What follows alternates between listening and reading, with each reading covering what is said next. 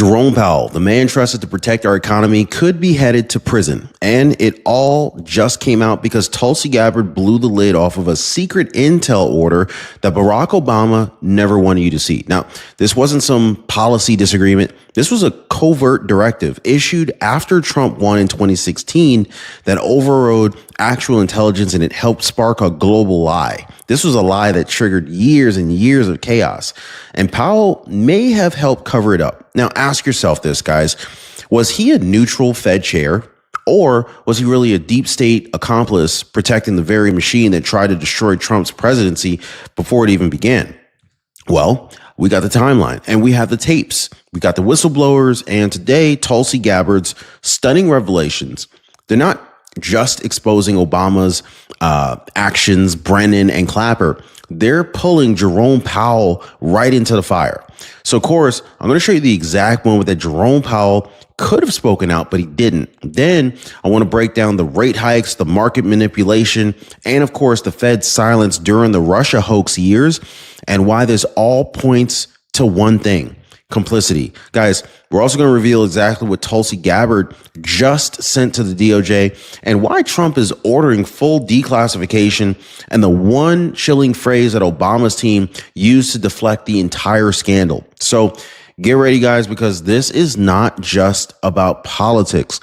This is about justice, and it's about what we're about to show, how it holds Jerome Powell to the fire, and how he might actually be the next domino to fall. If you appreciate the daily news updates, please hit the like button and subscribe. So let's go ahead and start with what just came to light.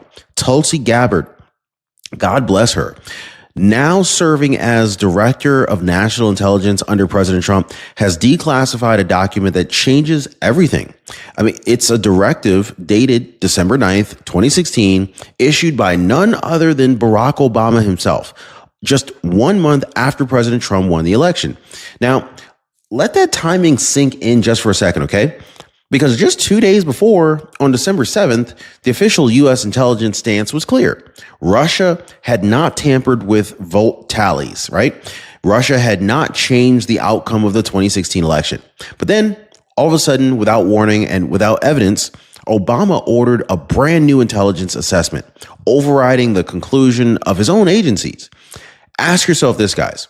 Was this truly about protecting national security, or was it really about manufacturing or making up a narrative to undermine Trump before he even took office? Because that new assessment, this is what kicked off the Russia collusion hoax, the Mueller investigation, and years of chaos. And also, here's where it gets even darker. In just 1 month, the entire story flipped. Like they just backtracked on everything. January 6, 2017, that new narrative, the one birthed by Obama's secret order, it was officially presented to the public. Russia meddled. Trump benefited. America was compromised. The false foundation was the matchstick that lit the entire deep state's coup attempt, and it was sold to the American people like it was gospel. And here's the twist that nobody wants to talk about: the economic panic that followed. Like, this may have been part of the plan. And Jerome Powell, he didn't say a word. So what did Jerome Powell actually know, and why didn't he even speak up during this critical window when fear was sweeping across the markets and Trump's presidency was under siege? Now, if you've ever felt scammed, ignored, or stuck in a Medicare plan that just doesn't make any sense, you're not alone. This is why I teamed up with Chapter. They work for you, not for the insurance companies. Julie from Kansas, she was sold a terrible plan by this local broker of hers. Chapter stepped in, though, straightened it all out, saved her $400 a year. Sharon Bertusik, she got kicked off of Medicaid. And though, this was a horrible situation, she thought that she was out of options. But Chapter found her a brand new plan with zero premiums and no medication costs. This is what Chapter does. They fight for people who are often overlooked. So give our friends at Chapter a call right now. Phone number is down below, 909-563-8279, or visit them on the web at askchapter.org/Ron today, and finally get the peace of mind that you've been searching for. So I want to talk about the silence. Jerome Powell, at the time, a senior figure at the Federal Reserve, sat back and watched the chaos unfold as the media pumped 24/7 hysteria about Russian hackers and Trump being an illegitimate president. as markets fluctuated, as trust in our institutions plummeted. Powell said nothing. He didn't challenge the network or the narrative. He didn't ask for stability. He didn't publicly demand clarity on the intelligence reversal. But you got to ask yourself, well, why didn't he, right? Why would a man that's tasked with protecting the U.S. economy stay completely silent during one of the most politically volatile transitions in modern history?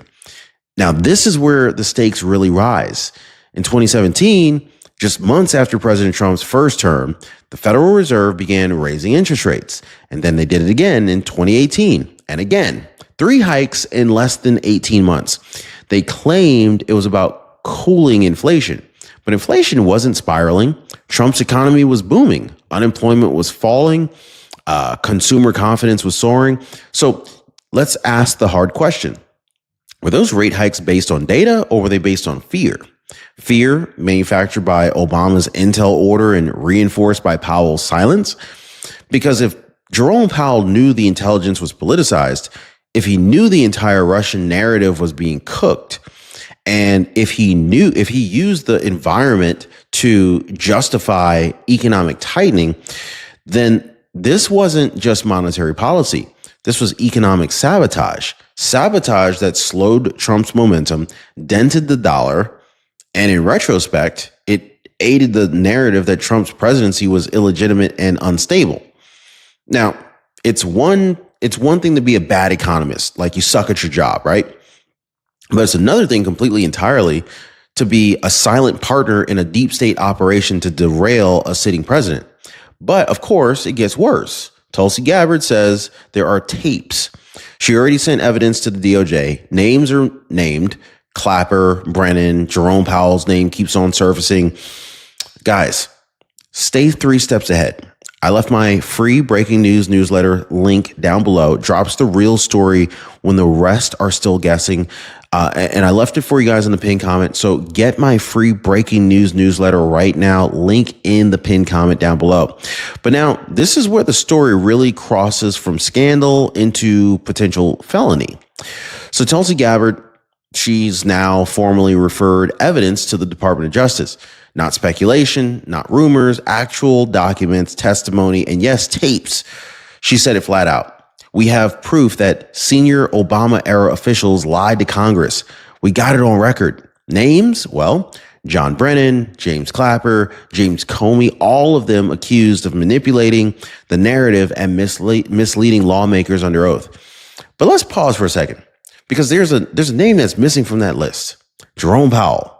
Now, ask yourself, guys, if Clapper is being looked at for lying about intelligence, if Brennan is under fire for covering up the political nature of that post-election narrative, then what about Jerome Powell, a man who had direct economic influence during the exact time period, right? Did he testify truthfully to Congress about what he knew, about why the Fed raised interest rates in 2017 and 2018, about what intelligence or risk assessments that they were shaping monetary policy with? Because if Jerome Powell knew about the secret Obama directive, if he knew the chaos was manufactured and he still allowed rate hikes that hurt Trump's economy, that's not just dishonest, that's complicity, right? So what does Obama say about all of this that we're discussing right now? Well, his team put out a statement calling Tulsi's accusations outrageous. They said that it was nonsense. They said it was a distraction. But here's what they didn't say. They didn't deny the existence of the secret December 9th directive. They didn't deny reversing the official intel stance after the election.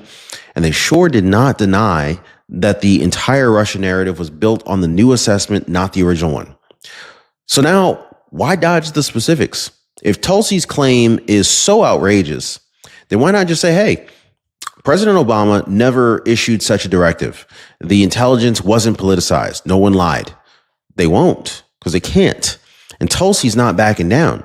She's now pointing directly at the 2020 Senate Intelligence Committee report, which was used to defend the Russia collusion narrative, and says that the report was based on the falsified post-election intel, not the original December 7th conclusion. So what happens now? Well, President Trump, he's stepping in. Declassifications are coming and whistleblowers are talking. And yes, Jerome Powell's name is showing up in the transcripts.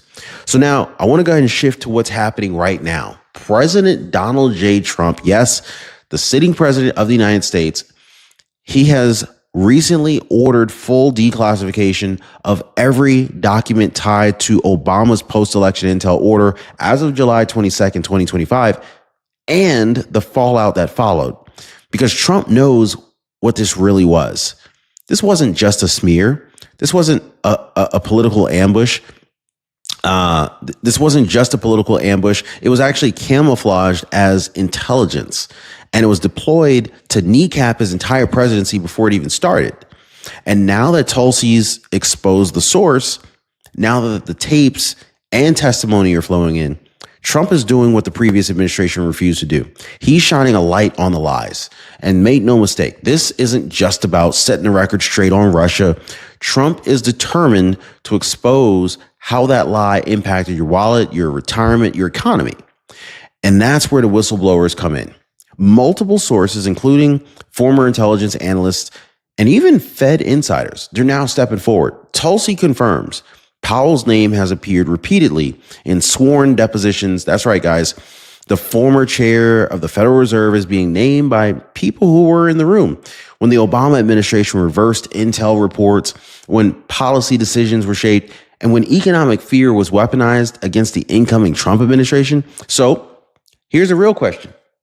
Did Jerome Powell know the intel was falsified?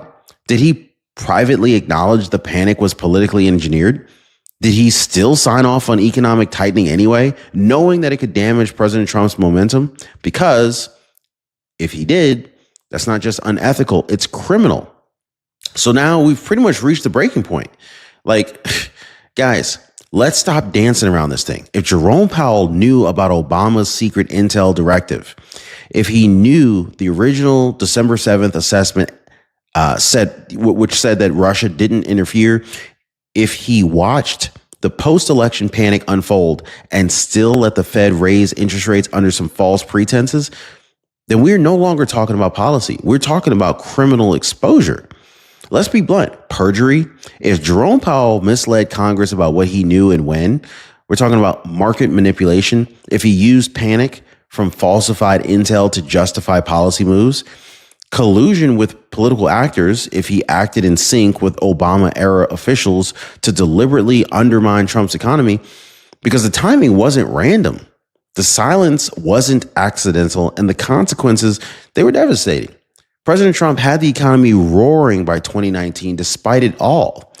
But how much more momentum will we have gained without a compromised Fed slowing it down on purpose?